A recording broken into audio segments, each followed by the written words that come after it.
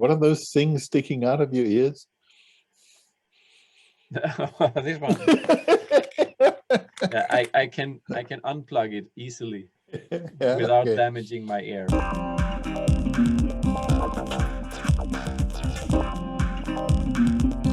You know, I find it very, very practical that my phone actually recognized my face.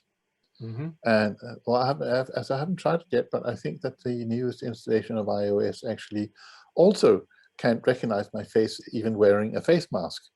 That's Okay. the new Corona addition to my operating system here. That's really great. The And algorithm is getting smarter and smarter and can identify more and more features. yes, Yeah. and that's one of the blessings we have about machine learning, that we can do such practical things, you know, because I really think it is.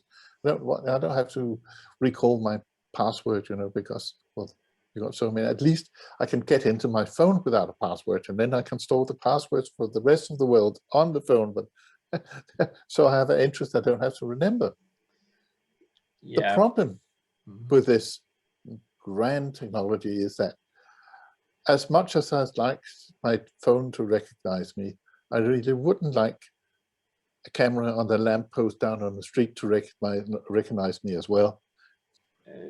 I'm a bit skeptic to the face recognition on the phone as well, because if someone robs you and steals your phone, they can just hold it up to your face and open the phone, and then they have access to everything. Actually, that's true. So it's So a you bit can't stand dangerous there there and as say, well. no, you will not get my PIN code, you know, just No, put it up against your face. Bingo, yeah, there it is. Yeah. exactly. Yeah. Because my kids have learned to do that.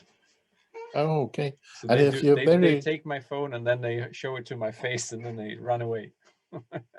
as long as they don't cut off your head, take it with Yeah, them. as long as they don't cut off my head.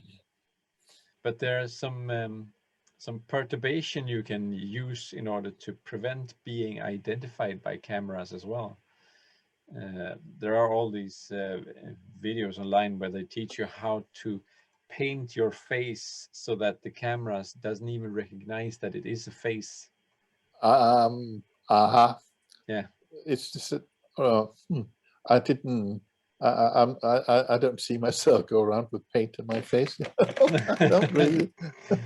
No, I remember back when the speeding cameras came, and people were putting all strange things in front of the car because it was supposed to stop the cameras from identifying the speed you were running in, like lasers and microwave ovens and all kind of shit. But I don't think any of that really did any difference. You know, but actually, on an entirely different note, you know, that's really, really lousy technology, because they send you a picture and they charge you 100 to 200 euros for that picture, which isn't good. You know, it's not. They're not even good. The pictures, they're bloody expensive when they take one of them. Yeah, road trip picture. Yeah, and you can't say no. Exactly. You can't just return. I say no, I don't want that.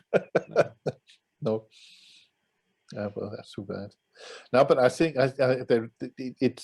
it's with a lot of technology that the problem is that it can be used in so many ways that you didn't foresee, and that you don't like, that you probably don't like. And to what extent could you say that?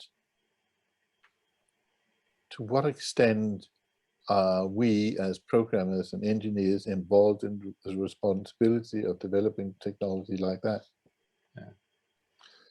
Yeah, and there's so many aspects that you don't even think about or can't imagine this technology being used for. You know, I went to a hackers conference in a Dutch university some 20 years ago. And they were teaching on the campus, university campus, they were teaching various techniques. But one of them was how to pick a lock. Yeah. An old-fashioned lock. And you see, no matter what you do, there will always be hackers who know how to get in, you know. I listened to this security firm, and they do testing for hacking, or see if they can get into your system. And they've done about 100 tests or something on different companies, large and small, and they almost always get in one of two ways. Yeah. Can you guess which ways? Well, if they send some guy out, you know, to look in the dustbin for passwords and username that somebody has thrown out, that would be one way to get in. That's a classic one. I don't know. What else? Either they use social engineering, so they call someone pretending to be the support, or they just walk in the building and put a USB stick in the reception computer or something like that. So that brings them inside the network. And then when they're inside, they can access things.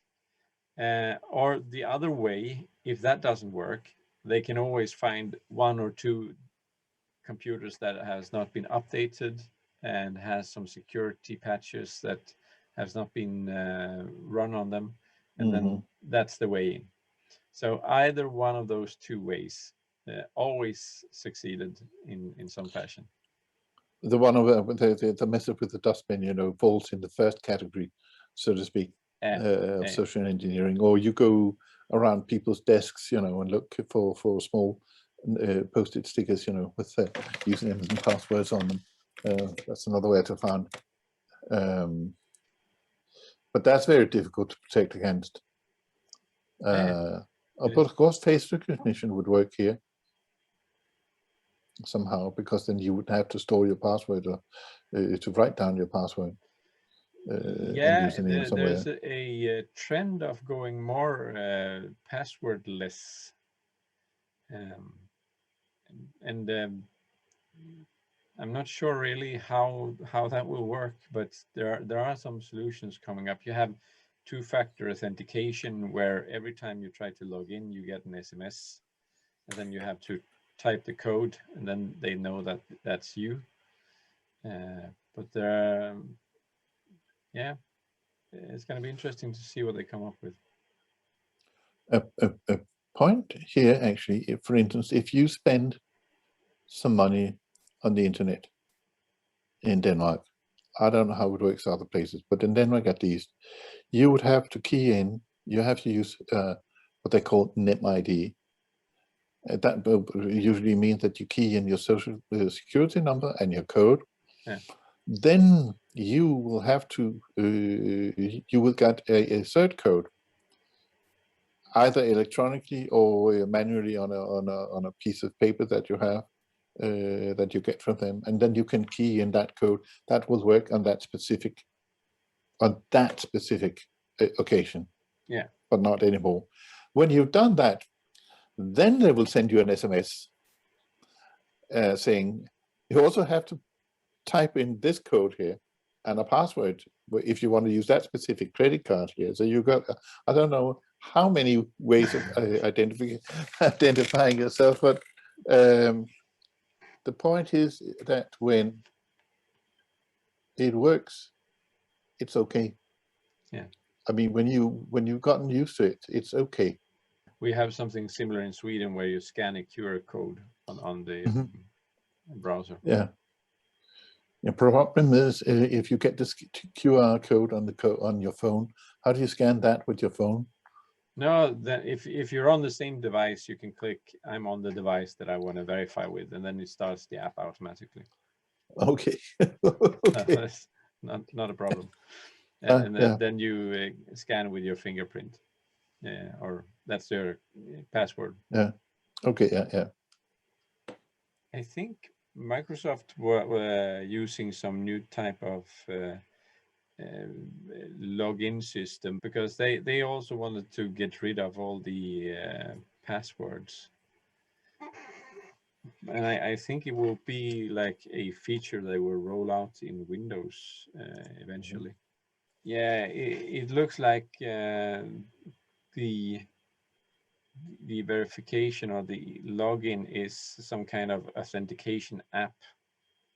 So when you want to log into your computer, you have to open your phone first to verify that you're you, and then you can get access. Yeah, I'm not sure. I think that's an improvement, but yeah. The problem is that you can make it the logging in procedure so difficult and so tedious, you know, that well, you have to log in, but it becomes frustrating and annoying, you know, if you just can't log in. Yeah, but that's the same issue we've had with the password policy for a long time, because people by default use very simple passwords, and when they are not allowed to use them, they put them on post-it notes on their desktop, and then they're definitely not secure. That's it. So you need to find a balance, or you need to find another way to solve it. And I think Microsoft's way of putting it in an app, or there are also a lot of apps that can help you with passwords that will log in automatically. You know, once we were in some meetings in Malmö, an evening, I remember. Yeah. When we left the premises, there was a couple of Swedish people who left with us. I talked with one of them. There was a young girl, you know, and she had a chip operated into herself. Oh yeah, yeah. Yeah, maybe that might be the future. That's the future, yeah. So she was a cyborg or something. Yeah. There are a few of those. Our train company even allowed you to buy tickets and put them on your chip. Yeah, you could just hold your hand and they will scan the chip in your hand for your ticket. Fantastic. I don't know. I'm not sure I would do it anyway. I like my hand as it is. Yeah. Yeah, I'm also a bit reluctant to put some chip inside me, even though it's non-invasive, or it is invasive, but it's not connected to me, at least. Not like Neuralink that will put electrodes into my brain. What are those things sticking out of your ears? This one. Yeah, I can unplug it easily without damaging my ear, so that's fine. Yeah. Think of the speed you could communicate with online if you were connected directly with your brain to internet. Yeah. And think of what could go wrong. Mm-hmm. Yeah, okay. Yeah. It was a very loose discussion. I would even go as far as call it a casual conversation. Yeah, so then let's have it at that. Let's call it a casual conversation. Yeah, okay. Yeah. Right? Yes. Yeah. Bye-bye. Bye. For now.